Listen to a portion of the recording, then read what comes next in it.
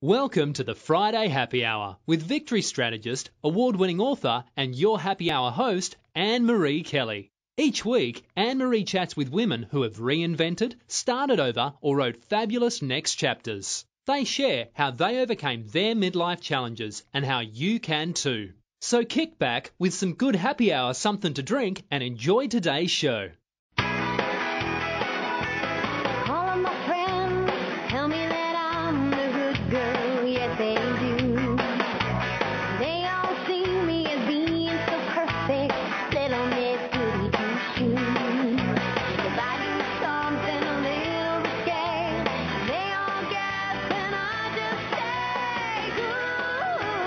Welcome. You're listening to the Friday Happy Hour with me, Annmarie Kelly. You know me, I'm that recovering good girl and your victorious woman empowerment partner. And this is where us victory chicks and you men who care about us meet on Fridays to chat about things we can do to achieve our goals, overcome our challenges, get empowered, and make our lives sparkle. Thanks for coming to Happy Hour. I'm glad you're here. You know, a couple months ago when I was looking for a speaker for this year's Girlfriend Gala, I got a lot of suggestions from my committee and pretty much everyone else. I did a lot of research. I watched a lot of videos. Then I found a couple TEDx videos featuring Jen Croneberger. I watched them and I really liked what she had to say. It so closely mirrors the same energy that I have.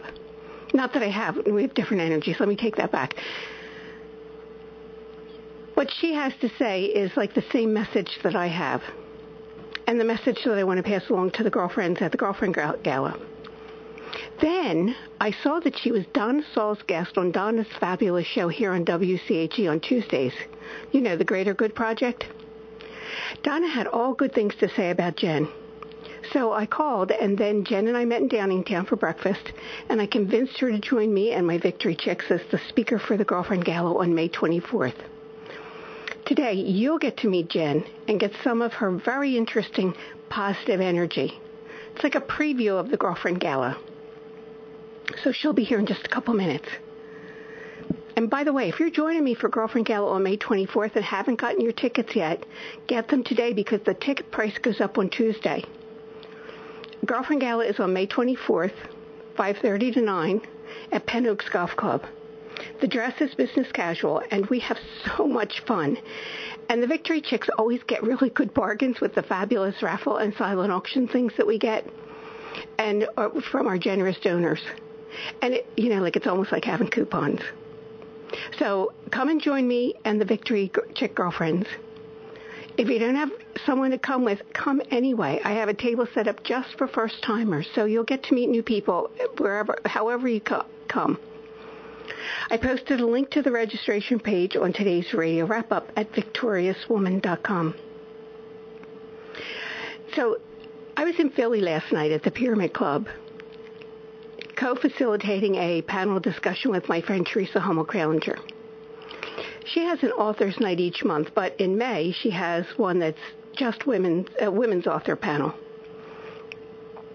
I was one of the featured authors 2 years ago, and last night Teresa asked me to tag team the facilitation with her. Now, before I tell you about the authors, so we're coming up on Happy Hour, and I want to talk with you about the food. Because really, if the food's good, everything else is good, right? Well, so that event starts with networking at about 6 o'clock. People come in between 6 and 6:30. Most of them come in from work. Excuse me, and it isn't over until 8 o'clock. And it usually includes a heavy hors d'oeuvres table. And that means it could have just included the cheese platter. They made a huge cheese platter and a beautiful plate of fresh vegetables with hummus dip that was really excellent. That's what was on the table, and they were good. And the chefs could have added maybe some, pigs in a blanket and baby quiche. And that would have been fine. And you haven't, Teresa hasn't been on Happy Hour for a long time. In fact, I have to bring her back after Girlfriend Gala. She's a real foodie and a lovable soul who is very active with the Pyramid Club. And I don't know anyone, well, except maybe a couple chefs, who relish good food the way Teresa does. For Teresa, food is like a spiritual experience. Going out to brunch or dinner with her is like being in a divinely transcendent reality. And Teresa has her own version of speaking in tongues. You know, like you and Teresa could be in a deep conversation, and then all of a sudden she says something profound about her entree or the potatoes or even the vegetables. She even finds profound things about the vegetables. But she doesn't overwhelm the conversation with it. It's just enough that you stop and pay better attention to what you're eating. Teresa enhances the food experience for you. Teresa loves food so much that if I didn't know she staunchly embraces her Irish heritage, I'd swear she was Italian. And the pyramid chefs know how much Teresa loves their work, so they go all out for her. And last night was no exception. The hors d'oeuvres, it's what I told you, that there's a cheese platter and a veggie and hummus platter. But they were like the things that most people passed over. I didn't because I'm really good about eating the vegetables. But that didn't sort of balance out the other stuff I ate. The hors d'oeuvres included figs wrapped in bacon. And you know what? I don't think I've ever had them before. Have you? The bacon was crispy, but not so crispy that it couldn't wrap around the piece of fig, so that when you popped it into your mouth, it was crispy and soft and warm all at the same time. The texture alone was awesome. Now, I should be embarrassed to tell you, first of all, how ecstatic I was about figs wrapped in bacon, but even more embarrassed to tell you that I had a half a dozen of them. But to tell you the truth, I'm sorry that's all I had. I could have made a total meal out of them. And I'm not the only one. They were such a hit with everyone that the chefs had to make a second plate of them. And they normally wouldn't do that for just anybody. They did it for Teresa. So there were the figs wrapped in bacon, then there were the fried macaroni and cheese balls. You know, like mac and cheese isn't good enough all on its own. And there was a perfectly baked salmon and a tray of Italian lunch meats that I swear they must have gotten right from the Italian market. And then there were a couple other things, and I don't even know what they were. Something on top of freshly made cheese crackers and on top of pieces of flatbreads. Now, if I don't know what it is, I usually just pass. But last night I ate whatever was on those cheese crackers and those flatbreads. I ate it because I know that anything those Pyramid Club chefs make, it's going to be good. So that went on for about an hour. And then the author panel set up, and they were wonderful. There were 8 of them. A couple are local women, including Tanya Morris, who works at Cheney University, and her book is called The Power of One, and it's about personal change and mentoring. She was very good. She's very funny, and she admitted that she is a sitcom junkie, which I loved, because I sort of I'm a television junkie. It doesn't have to be sitcoms. It could be Law and Order, Criminal Intent. And then Ann Atkins, you might remember her. She joined us for Happy Hour a while back, and when she was here, she talked about her books on Golda Meir and Eleanor Roosevelt. So she just wrote a 3rd book, and this one was about Marie Curie. So they were both very good. And the women, all of them, they talked about the topics on their books, and most of their books focused on women's issues and empowerment. And even though it was a women's panel, there was one guy, Daniel Kay. He was a delight. He came with his spouse and his 13-year-old kid who was cheering him on. It was so cool to see. And you might know him from the Philadelphia Inquirer or some other places. He has a couple funny books about hermit crabs. Now, I chatted with him a little bit, and some of you, those of you who are long-time radio listeners, might remember his mother, Yvonne Kay. Yvonne Kay had a late-night radio show on the old WWDB when WWDB was like what we are here at WCHE now, local radio. So it was a fun night, and it was always a hike when I go into Philly, and I often take the train, and I did it last night. But something happened at the train station. Now, did you ever notice that when you're waiting for a parking space, the person pulling out seems to take forever? Well, you're not seeing anything. You're not imagining anything. There actually was a study done that said that people get into their parking spot, and it's like they get passive aggressive. And it's like they're saying, this is my spot, and I'll move when I'm ready. Now, you know what I'm talking about. And maybe you're one of the people who does it. Well, last night for me took the cake. I got to the train station just minutes before the scheduled time. I had just enough time to park my car and get my ticket. And I was ecstatic when I saw some guy who had just gotten off an outbound train walking toward his parking space. Yay, I thought I'll make it. Optimist that I am. The guy had a motorcycle, and first he had to position his backpack. He saw me waiting for him. Then he put on his jacket and futzed around with some other stuff. I was patient. I didn't beat my horn. I believe that spot's yours till you leave it. But then he put on his gloves, and he looked at them. No. He studied them in detail on both sides a couple of times. And then he studied the side of his cycle. And then he looked over to see if the inbound train was coming, not once, but a couple times. And I got the distinct feeling that he was purposely stalling just long enough to make me miss my train. And that ticked me off. I still didn't beat my horn, I didn't move. And the train was just late enough, snookered him, that he ran out of things to study. I mean, it was a motorcycle, not a car. If it was a car, he could have opened up the glove compartment, he could have done a bunch of stuff, and I surely would have missed my train. But I didn't. Seconds after he drove out, I pulled into the space, got to the platform just as the train was pulling in. But, I wondered, what is it that makes people act like that? With someone that they don't even know. And I get the passive-aggressive part. I can do passive-aggressive with the best of everyone. But I only do it when somebody really ticks me. Like, I have to really be angry to do anything passive-aggressive and also not be able to speak up. So if somebody wants my space and they're being patient, they're not doing anything to me. So I wonder what kind of jollies that gives a person. Like if that guy knew I'd miss my train and have to wait 30 minutes for another one, would he giggle about it all the way home?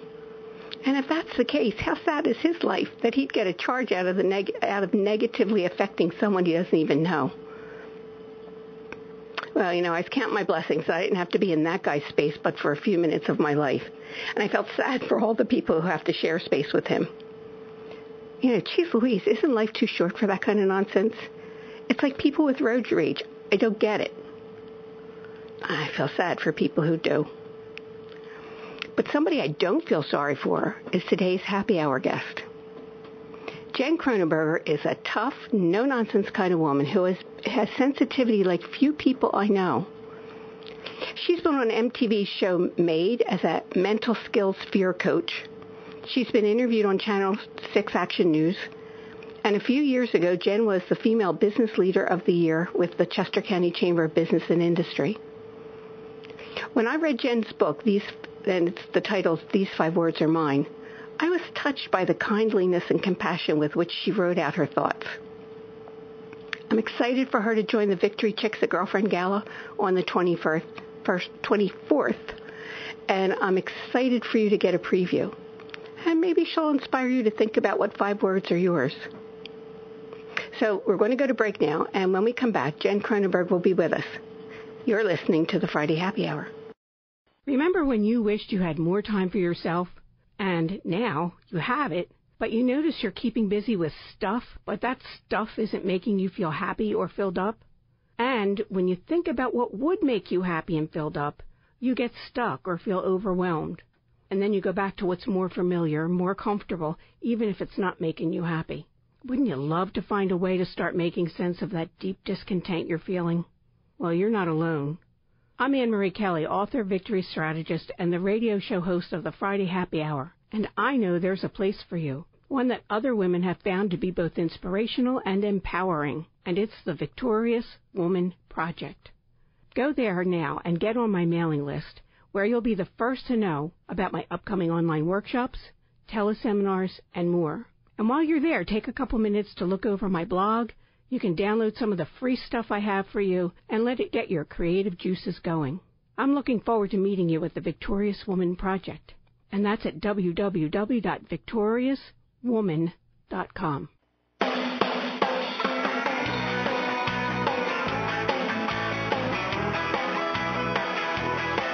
Welcome back to the Friday Happy Hour. I'm Annmarie Kelly, and Jen Croneberger is here. Welcome, Jen. Hello. Good afternoon. Happy Friday. It is a happy Friday. I'm glad. And, you know, it's the nicest day of the weekend, I think, because it's supposed to rain all day tomorrow. Yeah, that's all right. What's a little rain? Well, they used to say April showers bring May flowers, but now we're in the middle of May. Right. So maybe we get June flowers. Yeah. But those tomato plants and the basil, that's all that really matters. Right. Listen, Jen, let's talk a little bit about your history. Are you from Chester County? I am not. I was born in Scranton, Pennsylvania. Moved to... you with Joe Biden. Yeah, that's right. Small town. I only lived there very briefly. My family moved to right outside of Reading. And when I was about 7, we moved to North Jersey. Grew up there. Ended up at the University of Delaware. Got my degree in English with a concentration in journalism. I was going to be the next Barbara Walters. I read that and I thought, I get it. When I read that in your book, I'm like, I get that. Yeah, that's right. But who was it that you would tell a really neat story about who turned you on to the writing thing? Well, you know, there's a bunch of layers, I think, that go into that. What really inspired me to write my book, you know, I was in college, and I was a freshman in college.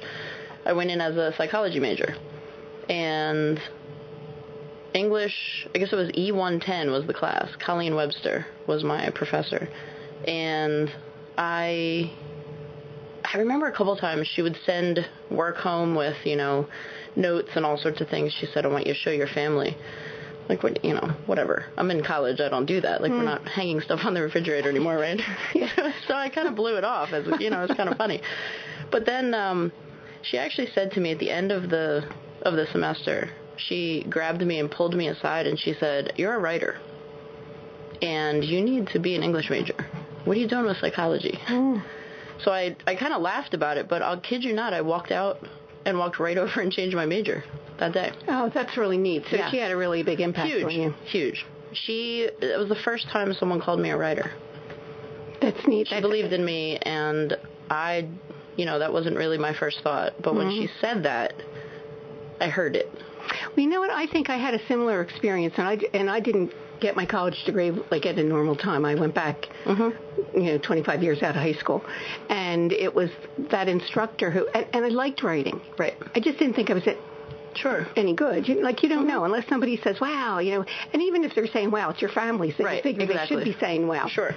And she did the same thing. She got me towards the end of the semester and told me that there were 2 of us in the class who had exceptional skills. And I don't think I would have written my first book without that kind of encouragement. Yeah, teachers have such a huge impact. I was just going to say, and I can even take it back a little bit further. When I was really young, my brother had me reading and writing before I was even in kindergarten. I was reading on the 4th grade level in kindergarten. I was writing. Wow. I wrote my name in cursive before I even went to school. That was my family. They would push me. They would have me, just do the things that I was capable of doing. And I remember, I guess it was 6th grade, I signed up for a creative writing workshop over the summer. Who does that? With a college program. With a college program, yes. With high school kids. Such a slacker you are. Yeah, I know. My little details. And I remember I loved that. It was something that I really enjoyed. I went with a friend of mine, and we did it together, and it was during the summer, and I'm sitting in a classroom during the summer writing instead of, doing other things. And I remember the teacher at the end, she said, I need to take a portfolio back. She was from the UK, actually. She said, I need to take a portfolio back of an example, and I'm going to use you. And I thought, she said, so some of these things might get published. Are you okay with that? I'm in 6th grade. I'm like, yeah, well, I mean, whatever. Yeah, you don't even know whatever that means, right? Yeah. Yeah, sure, do whatever you want. So there was a lot, I think, along the way that pushed me in that direction, but it was that moment when my professor looked me in the eye and said, you're a writer, and you need to be doing this. Wow. Yeah. That's really neat, but a creative writing course in 6th grade, I don't know. I have to tell you, like when I was in 6th grade, I was just trying to like keep myself from not falling apart. Right. No, I understand. I think the rest of me was falling apart while I was writing, so that was okay. Oh, that's good, yeah. And are you the baby of the family? I am. Youngest of 5. My father is a retired bishop in the Episcopal Church. And, so it was an interesting life growing up. I was the youngest by far. Take that for what you want. We joke about it. I was the oops. And that's okay. And I came along and... Now, if your father's an Episcopal bishop, he's probably saying, you were the blessing. Yeah, oh, sure. I don't know if he's saying that. I think at first they were thinking, oh, my gosh, another child. But it's worked out okay, I guess. Mm-hmm. I'm sure. Yeah. So you were the baby of the family, and so you had kids around you that, and they were probably, some of them like, almost like other parents. Yeah. Yeah, my oldest sister is 16 years older than me, so a lot of times she was mistaken for my mom when we would go out shopping. And for some reason that annoyed me more than it annoyed her. I'm not really sure why. Kind of funny. That annoyed her? Yeah. No, it annoyed me more than it annoyed her. Oh. Yeah. I'd say, that's not my mom. She would just laugh, so, yeah. That's funny. Yeah. I used to sometimes be with my nieces or kids. I don't have children, so I used to adopt them. Right. And it always tickled me when somebody thought I was their mom. Yeah. Oh, yeah. Especially with my cousins or my young cousins or my nieces. Yep. Because we had that, there was a family resemblance. Yeah. I'm not. But I would be happy if this little one was. That's right. What inspired you to write these 5 words? That was talk about a labor of love. I mean, you've done it. And, most of my life I kept telling myself, I can't write a book. I'd wanted to write a book since I was 7. That was the whole thing. And I know. I had to tell the Victory Chicks and the guys, you had like great aspirations really early on about it's weird. being Barbara Walters right. and you were writing poems and planning. I wrote my first poem when I was 7. Mm-hmm. Did I read? And I'm not remembering this exactly, but were you planning on a Pulitzer Prize? Yeah, something. Yeah, sure. something like that. I'm sure that was on the list. So I think what led me there was realizing, over the period of time that I kept telling myself, you're not a writer, and then I would tell myself, yeah, you're a writer, and then I would say, you can't publish a book. Because who are you to publish a book? Nobody's going to read your book. You're nobody. Why waste your time? You don't know how to publish a book. So therefore, you can't write a book. So that was what I lived with. And that was my story. And we do that all the time, don't we? You know what, Jen? I think that's a lot of people's stories. Yeah, exactly. It's the I can't. And we live it. And we sell it. We buy it. We own it. It's our story. Until we decide to rewrite it. And so I guess it was October of 2012, I sat down and I did the whole, well, why not me? And the book began at that point, and I sat down and I started putting it together, and it's really a collection of my blogs. It's real life stuff. December of 2012, it was published. 3 months, I went from I can't to I did by just making a decision, when for 42 years I kept telling myself, I can't do that. When I did my Victorious Woman interviews, that was the one thing. Like a lot of stuff comes your way, and if that idea for Victorious Woman came as an inspiration, I pushed it back twice, and then I got a 2x4 between the eyes, and so I thought, okay, well, I'm going to write this. Then I started doing those interviews, and without fail, every single victory started with that decision. Sure. Well, and I say that all the time, too. I say, it's about... Going from I can't to I did is about making a decision, and it's about taking action. And in the middle, it's called figure it out. And it's really not as hard as we make it be. Well, I call that the victory stretch, that stretch that gets you from where you are to where you want to be. Right. Last night, one of the women, she was a lunch lady, and she was stuck down the shore. And I say stuck only because it was raining. She had like 4 days of rain. And she, at one point, looked up and said, all right, God, you put me here. Right. It's raining. It's not going to stop. What do you want me to do? And she said, like a voice in her head said, write a book. Wow. And so she told her son, and her son said, cool. Yeah. You know, Yeah. he didn't think there was anything odd about that. Right. And so she started. It took her 7 years to do it, Wow. but she started to compile stories about being a lunch lady. Right. And that's awesome. That must be really, really fun. Yeah, and so that was, and now she's working on her second book. That's awesome. So it's what I want the Victory chicks and the guys to know, that, you know, sometimes we think, well, I can't do that. Mm-hmm. Exactly. But are you really saying I can't do that, or are you just saying I don't know because I've never done it yet? Or sometimes I think it's like, wow, that's on such a high level, I just don't know if I can reach that level. Mm-hmm. You know, it's not that I can't, but it's, you know, for a lot of women, you know, it's like, I'm not good enough. Sure. You know, all that Absolutely. stuff. Yeah. Yeah, I think that's it. I want to talk about the stories, because you talk about that in your, in These 5 Words Are Mine. And we're going to need to take a break, though. Okay. So let's do that. Let's take a break, and then when we come back, we'll start with there. Perfect. You're listening to the Friday Happy Hour. Hi, this is Annmarie Kelly, author, victory strategist, and the radio show host of the Friday Happy Hour. I trust you're enjoying my conversation with this fabulous, victorious woman. If you're getting inspired with ideas and feeling empowered, this is just the tip of the iceberg. There's more for you. Tips, downloads, resources at the Victorious Woman Project. Go to victoriouswoman.com and look around and get on my mailing list so you can be the first to know about the newest good things I have for you. That's www.victoriouswoman.com.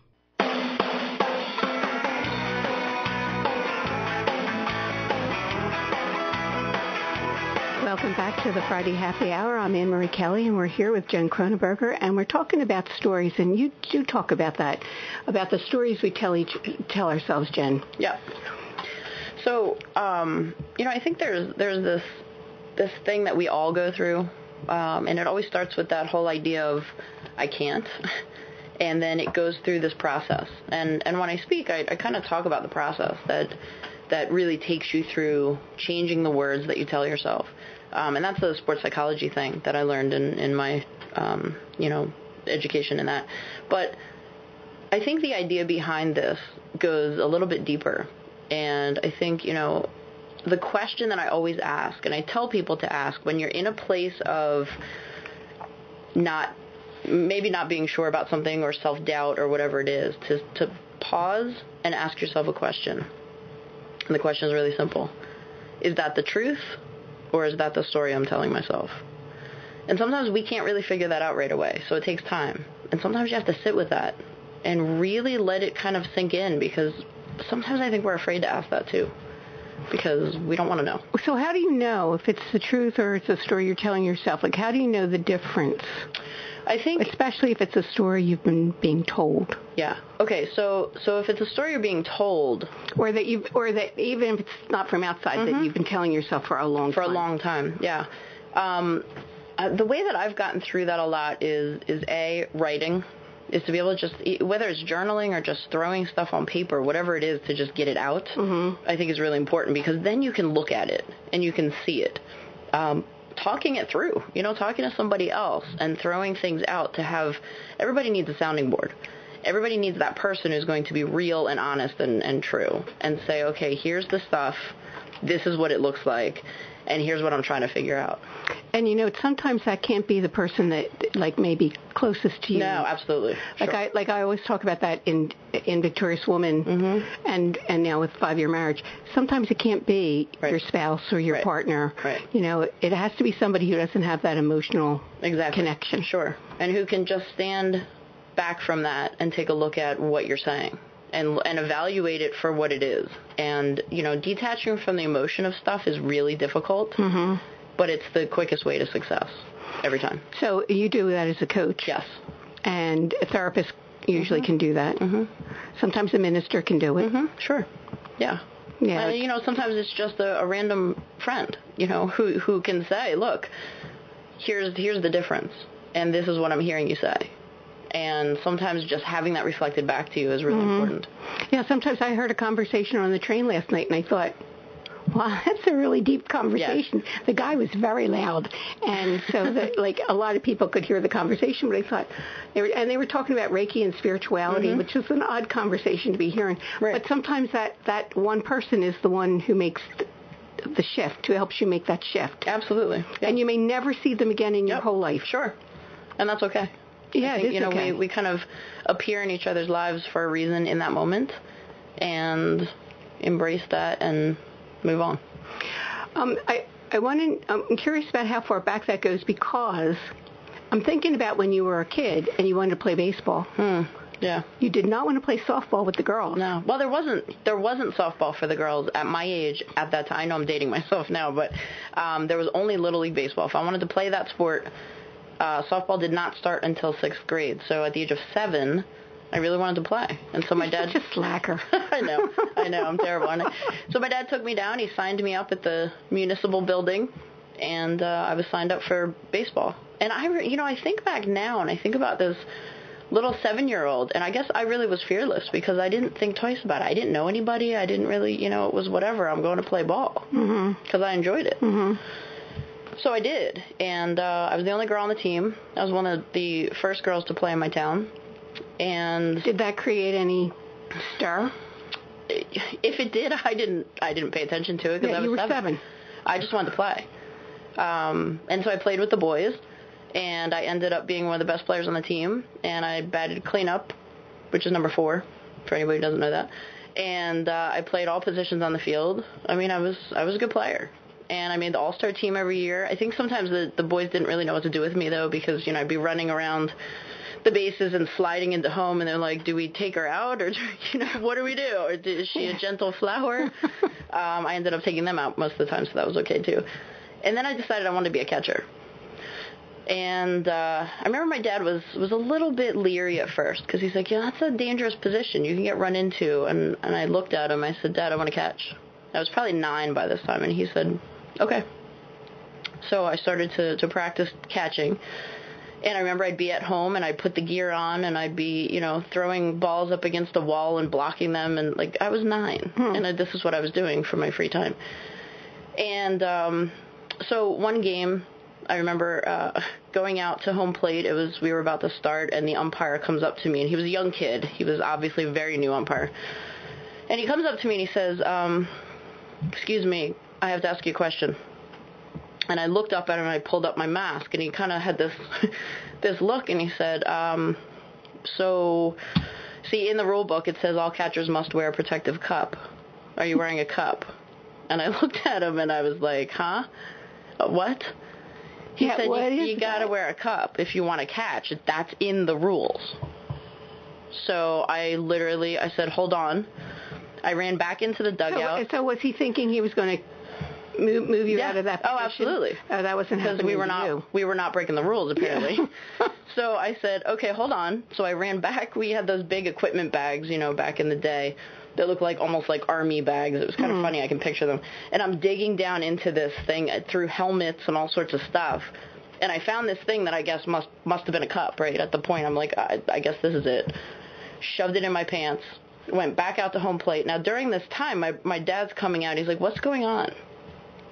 And the umpire told him, and he goes, you don't have to catch. You don't have to do this. And I said, I'm catching. I'm the catcher.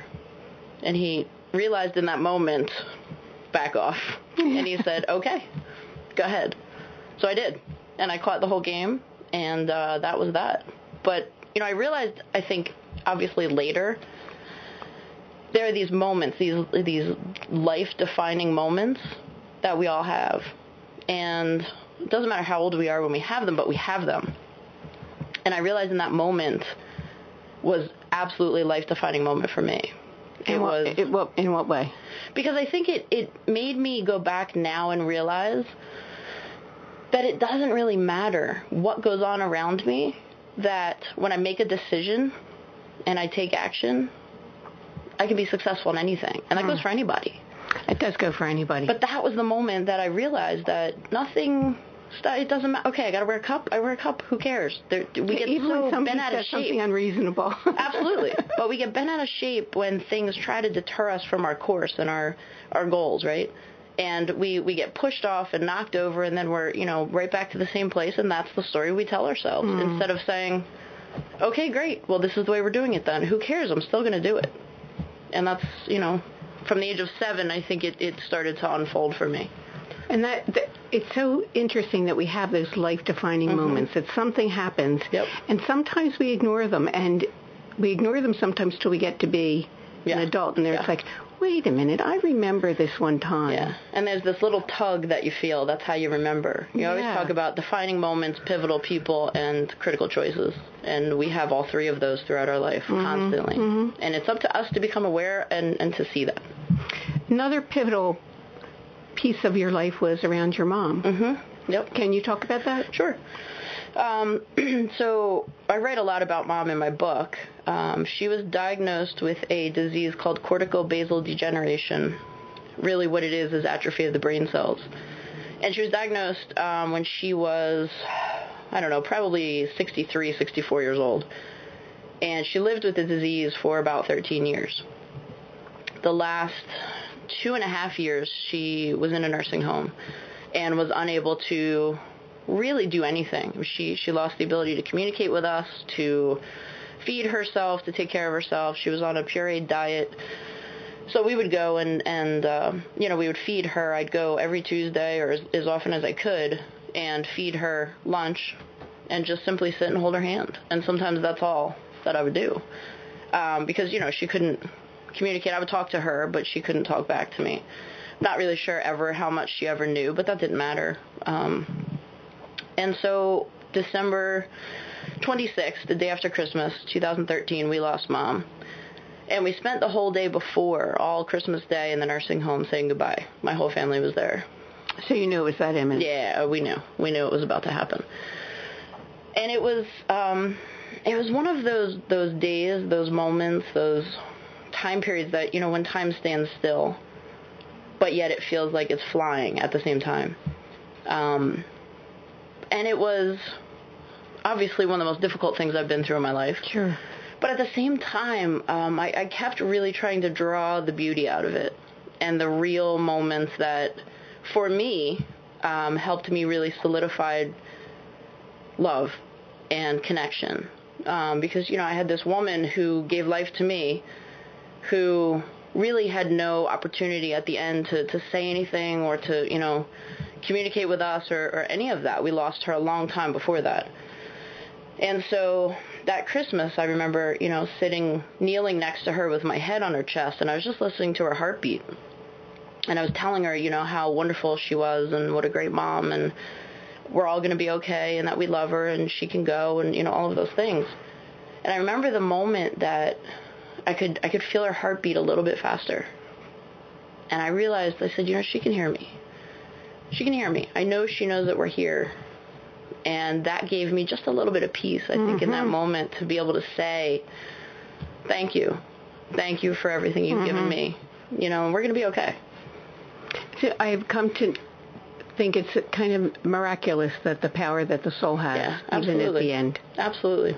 And just the connection that I think, we have when we allow ourselves to be vulnerable enough to have it. That's a very powerful thing. Jen, we need to take a break, so we're gonna go, and everybody hang in there because we're going to be talking about 5 words when we come back. You're listening to the Friday Happy Hour. Are you one of those women who lived the first part of your life as a really good girl? That is, you did all the right things and followed all the so-called rules for women? I was like that too. But have you noticed that once you passed 40, you have less patience for those rules? Maybe you even think that the rules really don't make sense for you anymore. Maybe they never did, and you just didn't realize it. Do you want to go where other recovering good girls meet to inspire each other and support their new empowered selves? Then join me, Annmarie Kelly, and some very fabulous victorious women. We're on Facebook at the Victorious Woman Project. So go to facebook.com/Victorious Woman Project. I'll talk to you there.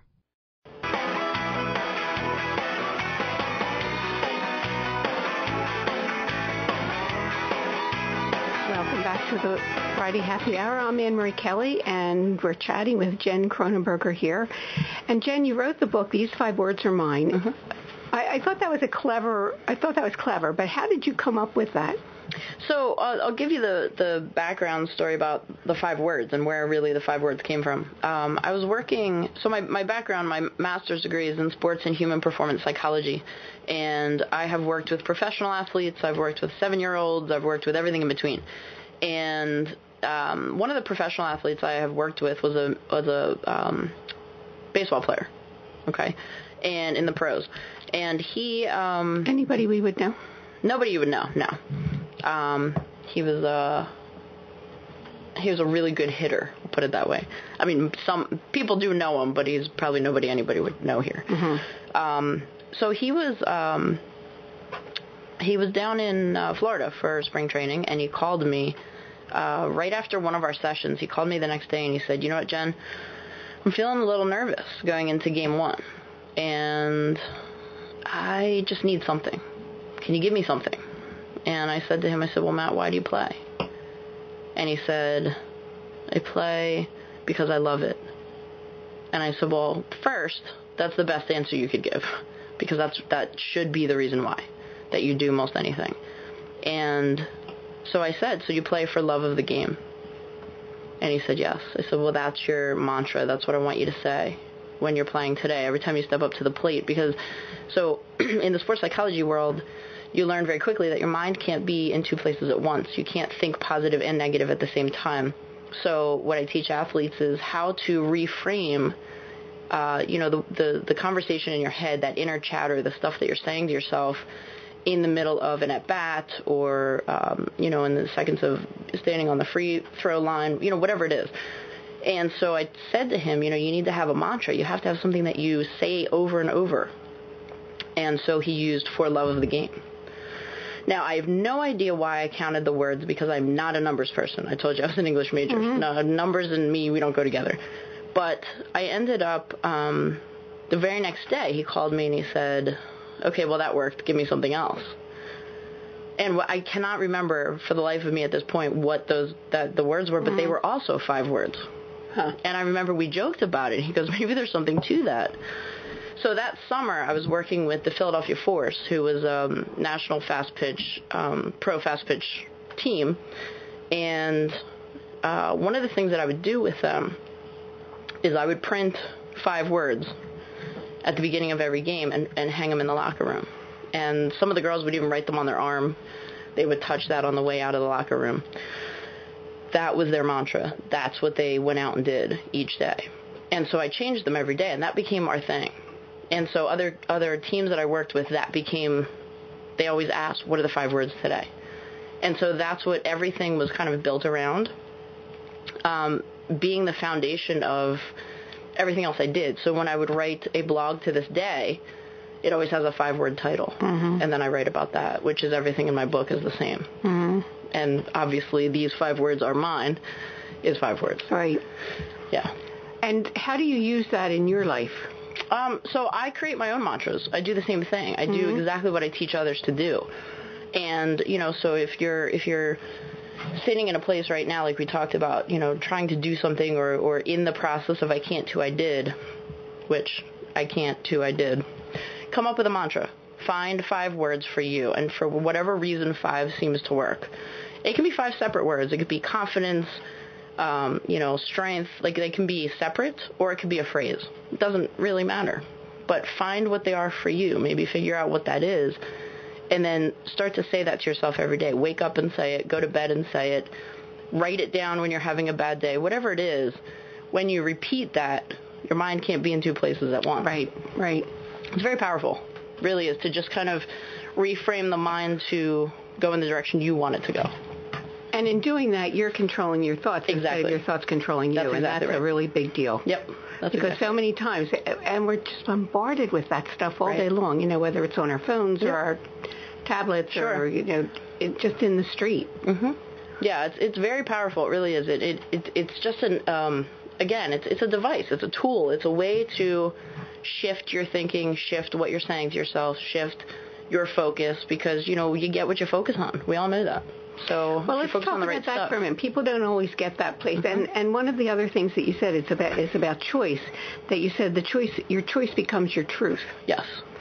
And, excuse me, so how would you think that with the 5 words? So I think about, again, going back to that whole, is that the truth or the story you're telling yourself? That is always a choice. When you can be honest with yourself, that is always going to be a choice. And we choose the words we say. We may not choose what happens to us, but we will always choose how we respond to that. We can choose our attitude through that. Right. We can choose bad day versus bad moment, which I talk a lot about. And I have a whole story behind that, which is kind of fun. But there's an idea that, we choose our response, and that we choose that today is a self-proclaimed bad day. That's a choice. Because it doesn't need to be that. That's what we're focusing on, because that's what we're focusing on. The easiest way that I think a lot of people can relate to that is when we were younger and our looks were so important, and we had that bad hair day, and a bad hair day could just set your whole day off. Yep. And I'm guessing that the Victory Chicks are the same as I am. Like a bad hair day is, my hair just didn't want to do anything today. Yeah. Move on. That's right. Yeah, because really in the whole scheme of life, what does that mean? But when you're 16 or 25 and 22 and you're looking for somebody to connect with, maybe a bad hair day could do that, or but again, I guess it's what you focus on, right? It is what you focus on. Where is your energy going, and what is it that you're focusing on? And if that's what you're focusing on, and then you're like, why am I getting more of that? Because that's what you're looking for. Yeah. It's like if I said right now, look around the room and find something blue. That wouldn't be that hard, right? You look around the room and you find it. You weren't thinking about something blue before I brought it up. But I said, find something blue, your eyes go and look for it, and you find it. You always find what you're looking for. Always. Because that's where your eyes are focused. Same thing with the brain. Happens every time. People have said to me, in talking Victorious Woman, they've said, what's the one thing you could tell women? And the one thing that I always tell women is be who you really are. Yeah. Because if you are who you really are, that comes up. So if you're having a bad hair day, it's not who you really are. It's just a bad hair day that day. That's right. That's exactly right. Well, I talk a lot about, authenticity and why being genuine and authentic is so important, because people know. Right? Don't you? When you're around someone who is genuine, who is real, who is authentic, people flock to those people. People want to be around those people. We can all think of them right now. I always tell people, stop thinking about those people and be those people. Be those people. But it's about being authentic. Yeah, it's about having the courage to be authentic. Yeah. That's huge. We know, as speakers, we know that you can. That's always. It's like a wall that you have to get over as a speaker, because you start speaking and you are the speaker you think you're supposed to be. Yeah. And you don't get really good until you are the speaker who you really are. That's right. That's exactly right. Yeah. I think one of the best feedbacks that I get when I speak is that, people tell me all the time, you are genuine, you're authentic, you're relatable. We connect with you right away because you're real. And for me, that's the best compliment I could get. Yeah, it is the best compliment. Because I'm not going to stand up there and just preach to you about things that I know nothing about. Most of my stuff is about real life. It's about what I've learned along the way, and how we can take it and implement it. So let's go back to the 5 words. What are some of your favorite 5 words? There's the one that started for me was, like I said, about for love of the game. That reminds me to really love everything I do. And the game can be anything, right? It doesn't have to be sports. It can be, whatever it is that you're doing. So I really live by that. I really remind myself of that a lot. Sure, you could be making jewelry. That's right. And there is a woman I know who she's in a tech field, tough field. Sure. Her love of the game is getting out and going to the beading place. Exactly. And find what that is for you. Everybody has it. You just have to find it. People tell me, yeah, but what if you don't know your why? You don't know your passion. You don't know what it is that, you don't know your purpose. Figure it out. Figure it out. We use that as an excuse a lot. I hear that a lot from people, especially when I speak. What if I don't know what that is? All right, well, let's figure it out. And you don't have to do it alone. I'll help you figure it out. But let's go through all of that stuff. What is it that you love? And if you can't think of something, let's create something. Because you can't live your life wondering, what is it that I'm passionate about? I think it's really important that you dial in and you figure out what that is. That's your why for everything else you do. And if you don't uncover that, you're kind of skating along the surface of life, what's the point? I'm thinking, and this isn't 5 words, but I went to Weight Watchers. I'm sure we can make it 5 words. That'll be a good thing.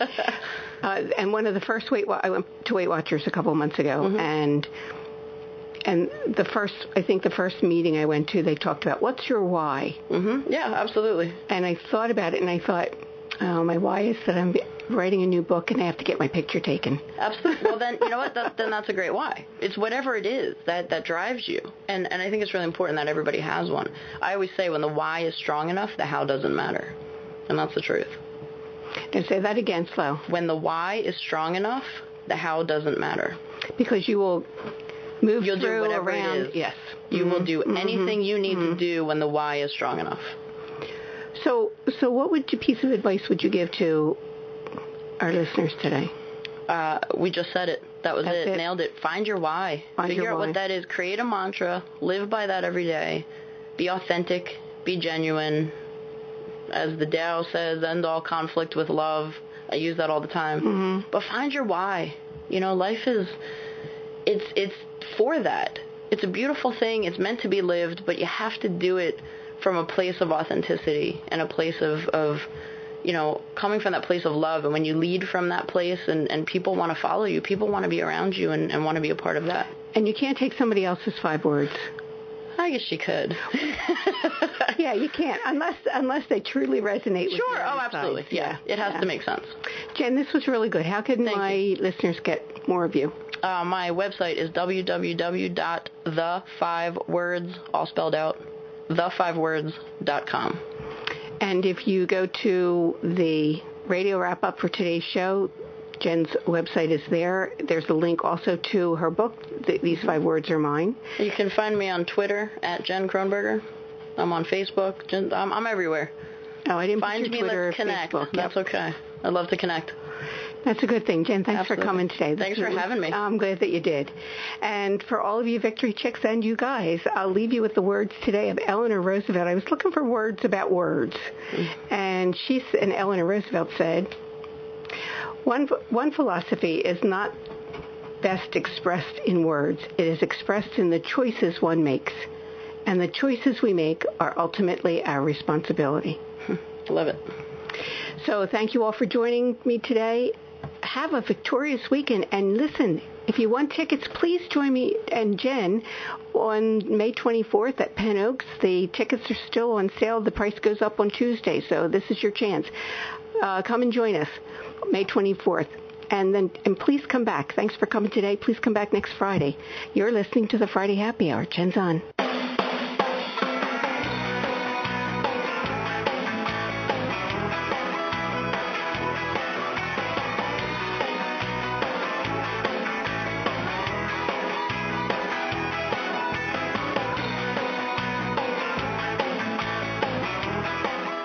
Thanks for listening to this Friday Happy Hour. Make sure you subscribe, rate and review today's show. And join us again next week for the Friday Happy Hour with Annmarie Kelly.